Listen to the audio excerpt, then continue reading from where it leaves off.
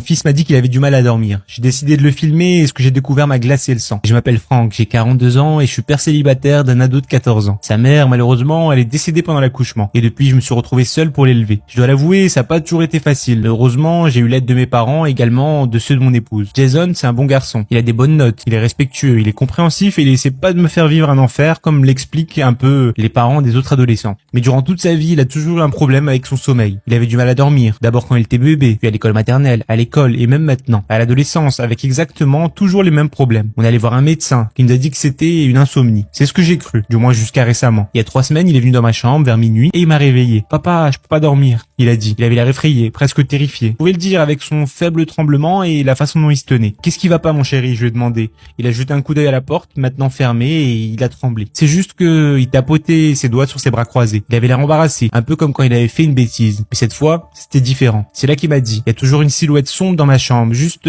qui regarde pendant que je dors. Je peux sentir ses yeux sur moi. Sa voix tremblait. Vous pouvez voir les larmes se former dans ses yeux. Il était totalement terrifié et il est tombé dans mes bras. Normalement, à ce moment-là, n'importe quel parent croirait que c'est un mauvais rêve. Mais j'ai pensé au pire. Peut-être qu'il y avait un intrus chez moi. Alors, une fois qu'il s'est calmé, je lui ai dit que j'allais regarder dans sa chambre et au cas où, j'ai pris un grand couteau de cuisine. J'ai parcouru l'appartement sur la pointe des pieds pour voir s'il y avait des intrus ou peut-être des traces de défraction, mais j'ai rien trouvé. Et bizarrement, la porte du placard, elle était entrouverte. Alors que je retournais dans la chambre, j'ai entendu crier mon nom. J'ai couru à l'intérieur avec mon couteau à portée de main. Il était là. Jason montrait du doigt le coin le plus sombre de la pièce en sanglotant de façon incontrôlable. Mais finalement, je n'ai trouvé personne. Et il a dormi avec moi cette nuit-là. Depuis, tous les 2 jours, Jason venait dans ma chambre. Il tremblait et à chaque fois, il disait que cette chose sombre, elle le harcelait et elle se rapprochait chaque nuit. À la fin de la semaine, il se glissait tout seul dans mon lit sans me réveiller et je le trouvais là le matin. Et il y a 2 semaines, je me suis dit qu'il fallait que je fasse quelque chose. Alors j'ai commandé un ensemble de caméras et je les ai installées un peu partout dans l'appartement. Oui, ok, je sais que la vie privée des ados, c'est important et que je devrais peut-être pas faire ça, mais il fallait absolument que je sache ce qui se passe. Et puis, au final, j'avais prévu de les retirer au bout d'une semaine ou 2. Le lendemain, j'ai trouvé Jason recroquevillé dans mon lit. C'était un samedi, donc j'avais pas de travail ce jour-là, alors je me suis glissé discrètement hors du lit pour pas le réveiller. J'ai fait un café et j'ai allumé mon ordinateur pour voir ce qui s'était passé. Patiemment, j'ai passé en revue les caméras, les séquences qui avaient été enregistrées. La qualité, elle était pas top, mais les caméras a bon marché. C'est tout ce que je pouvais me permettre pour l'instant. La chambre de Jason avait l'air calme toute la nuit, du moment où il s'est mis au lit jusqu'au moment où il en est sorti pour venir dans ma chambre. Il a pas bougé une seule fois, pas un instant. J'ai alors essayé d'améliorer la séquence, de la rendre plus lumineuse pour voir les coins les plus sombres de la chambre, mais c'était toujours un peu trop sombre. Quand j'ai revu la séquence en accéléré pour la 3e fois, finalement, j'ai remarqué que quelque chose n'allait pas. En fait, pendant que Jason était au lit, son armoire était fermée. Et dès qu'il est venu me rejoindre, l'armoire s'est légèrement ouverte. J'ai retrouvé le moment exact où ça s'est produit, environ 2 minutes après son départ. J'ai ralenti la séquence et le placard il s'est ouvert tout seul. Même moi j'étais effrayé. J'ai tout de suite été sur Amazon et j'ai commandé des caméras de vision nocturne qui coûtent une petite fortune. Je pouvais pas vraiment me le permettre, mais il fallait que je sache.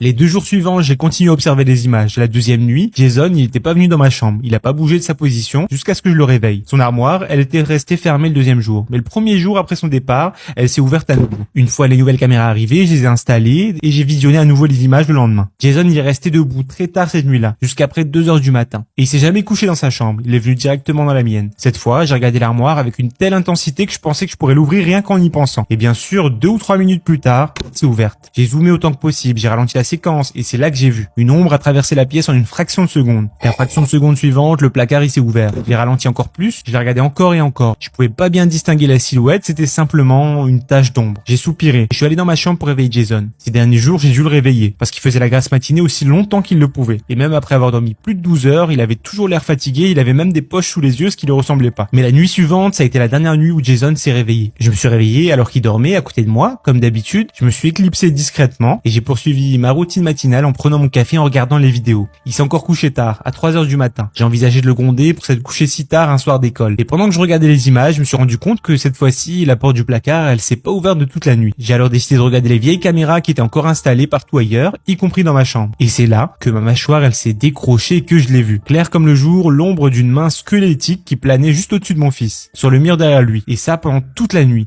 J'ai couru jusqu'à ma chambre et j'ai essayé de le réveiller doucement, comme je le faisais chaque matin, mais il a pas bougé. Alors j'ai essayé de le secouer. J'ai crié pour qu'il se réveille, mais il s'est pas réveillé. J'ai appelé l'ambulance parce que je savais pas quoi faire. Et arrivé à l'hôpital, ils m'ont dit qu'il était dans le coma. J'ai continué à regarder les enregistrements, encore et encore. J'ai regardé les plus anciens des dernières semaines et j'ai découvert quelque chose d'horrible. Chaque nuit, quand Jason venait dormir dans ma chambre, l'ombre, elle le suivait. J'ai vu ça grâce à plusieurs caméras. L'ombre, elle passait par sa chambre, elle passait dans le couloir, dans la cuisine, puis dans la mienne. Et tout ça en quelques secondes. Et là, dans ma chambre, elle se tenait juste au-dessus de lui. Elle se rapprochait un peu plus chaque nuit. Je sais pas vraiment comment la décrire. Elle ressemble à rien de ce que j'ai vu auparavant. Une ombre si sombre, si si noir que l'obscurité de la pièce l'éclairait de manière étrange. Mais tout ça, ça nous a amené aux événements de la semaine dernière. Depuis que Jason est à l'hôpital, je commence à sentir la présence de l'ombre. Et moi aussi, j'ai commencé à la voir se rapprocher de moi pendant mon sommeil, chaque nuit un peu plus. Et en me basant sur ce qui s'est passé avec Jason, j'ai réussi à mettre en place une chronologie. Et si mes calculs sont bons, aujourd'hui, c'est le dernier jour où je serai capable de me réveiller par moi-même. Ce qui signifie que peut-être que demain matin, je me réveillerai plus. Je dois vous avouer que j'ai plutôt peur maintenant tout seul. Alors j'ai conduit jusqu'à chez mes parents et je leur ai donné des instructions spécifiques pour me réveiller. Cette nuit, on va enfin savoir si cette chose elle va me suivre jusqu'ici et il faut encore que je trouve comment réveiller mon fils. Abonne-toi et dis-moi dans les commentaires si tu veux la suite.